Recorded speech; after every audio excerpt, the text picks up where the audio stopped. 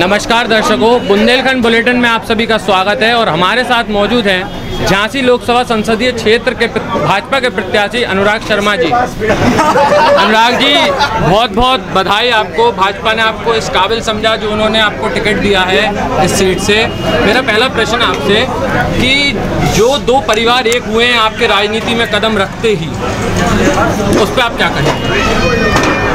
परिवार परिवार होता है और हर बार खून का रिश्ता बोलता है और हम उनका रिश्ता आप इसको वो समझते हैं कि आपके चुनावी मैदान में कदम रखते ही परिवार एक हुआ है? परिवार मेरा उससे पहले भी एक था, पर जनता को तो ये पता था कि एक नहीं है। नहीं, हमेशा एक था। विचारधारा अलग थी। विचारधारा अगर आप अलग रखते हैं, विचारधारा सबकी एक होना जरूरी नहीं होता।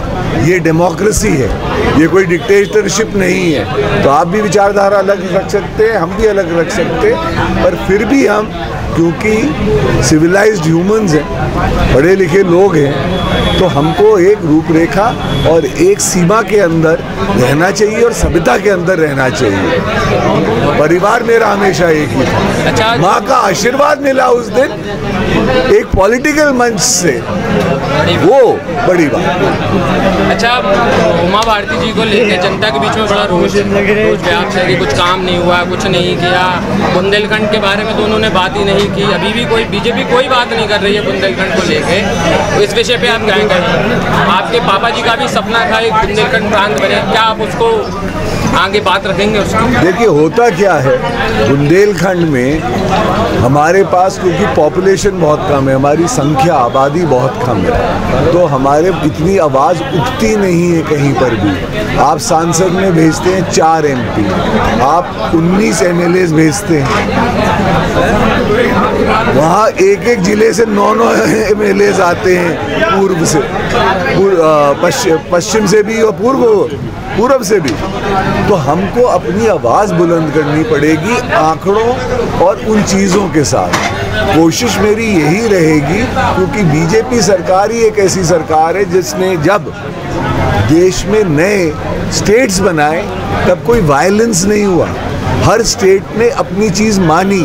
कांग्रेस ने जब विभाजन किया आंध्र और तेलंगाना का, तो आप सबको पता उसका नतीजा क्या हुआ।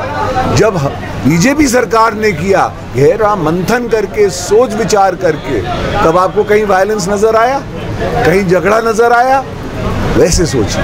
तो अपन पूरी कोशिश करेंगे, आंकड़े सही होने चाहिए, लोगों के मन में होना चाहिए, लोगों की तमन्ना होना चाहिए, और वो एक मूवमेंट नीचे से होना चाहिए कि जब हर जना जोड़ता है और सरकार के भी समझ में आती है कि हाँ, ये आर्थिक रूप से और कल्चरली, फाइनेंस एंड कल्चर, वो दोनों अगर चीज़ें जुड़ रही हैं, तब आप एक स्टेट बनवा सकते हैं। अच्छा, जनता मान रही है कि भाजपा और गठबंधन का सीधा मुकाबला है, ऐसा कहीं कुछ है? साहब, मैं अभी अपोजिशन ढूंढ रहा हूँ, मुझे अभी तक तो नहीं मिल रहा, बिकॉज हमारे MLAs इतने स्ट्रॉन्ग हैं। मैं आज भी ढूंढता रहा कि भैया कोई पार्टी खड़ी है क्या, तो MLA साहब से पूछना पड़ता है कि भैया दूसरे वाले तो दिखा दो। और युवा, आप इनसे पूछ लीजिएगा, इनको कहीं दिख रहा है? जो सोशल मीडिया या जिस चीज़ पे जाते हैं, कुछ दिनों में दिखना शुरू हो जाना चाहिए, उम्मीद ये रखते हैं हम। अच्छा, गठबंधन को किस रूप में देखते हैं? मुझको उस पर ज़्यादा टिप्पणी करने की ज़रूरत नहीं है।